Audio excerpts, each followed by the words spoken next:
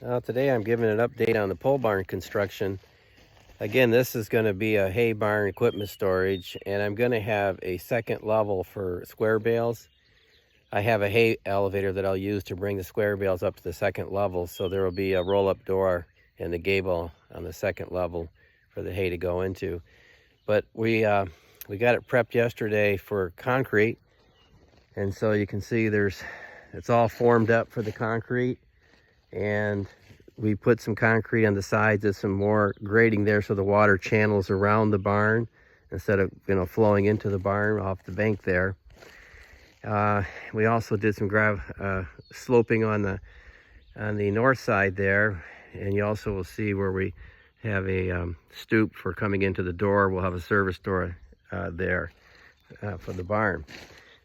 When the barn is done, as far as the gravel and the sidings all put up, I'll be bringing a lot more gravel in here and filling this all in all around the barn. I like to keep a clean area around the barn, so even if it's raining out, it doesn't matter.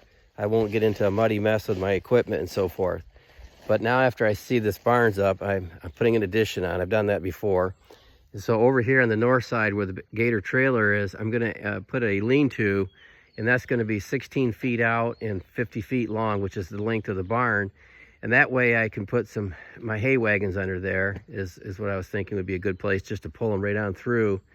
Hay wagons are really a bear to try to back up. You can do it, but it's really difficult. So it's nice if I can just, pull through and park them there when I'm done with the hay wagons. And then I can keep them out of the weather. I like keeping my equipment out of the weather. But I notice around here, especially in the south, people just leave their stuff outside and let it rust and so forth. But I don't like doing that, so I try to keep everything inside. So that's what this barn's going to help me do. I'll be able to keep equipment inside, but also have plenty of room for some additional hay storage. So I really will have 2 hay storage barns with this and the one I have over by the cattle barn already.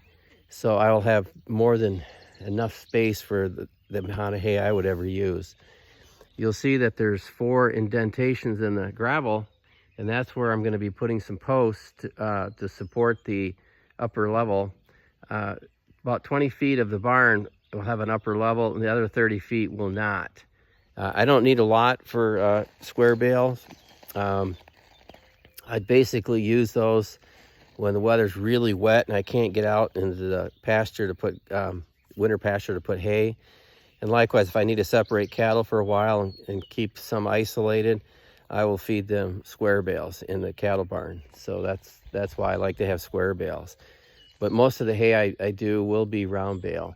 So this is where we are. I would call this day 5 on the build, because I skipped over 4, but 4 is just basically finishing what you see here with some side girts on. One thing too I do with my pole barns, and you won't see this, I mean, I've never seen it, but most pole barns, they only have girts on the outside post, and then they use those girts also to put the metal on. And what I don't like about pole barn construction is they rely too much on the metal and the metal screws to create the rigidity and give strength to the structure, both for the roof and the sidewalls. And I don't do that. I prefer to build a structure that is self-sustaining. It doesn't need the metal on there for structural support or rigidity. So this is why I go with a triple girt. And what that means is I put a girt on the outside of the post. I put a girt in the middle of the post. I'm going to try to get close enough so you can see it. But if you see right here, you can see I've got an outside girt, I have an inside girt, and then I have a top inside girt, and then in between the posts, that's what I mean by inside, in between the posts, and then on the inside of the barn itself, there's another girt. Well, I'll have 7 rolls like that all the way down, and also on the end gables. Well, when those things are done, you will not be able to move those posts. They won't move. They're rigid. Now, what I haven't done yet is up on this ceiling, I'll be doing 45-degree angles with 2x4s. It'll take approximately 3 10-footers to do it in each section of the roof above me here. And what that does, it creates rigidity for the roof, because we get a lot of winds coming out of the west, and therefore there is zero shake. When I built the barn, my first barn, my equipment barn, I actually had that all done first before any metal went on.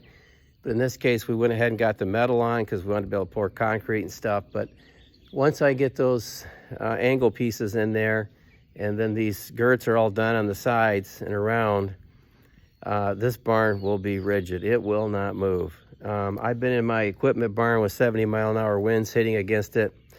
The only reason you know there's a wind out there because you hear it, but you can't feel it in the barn. The barn does not move. It's really strong and stout.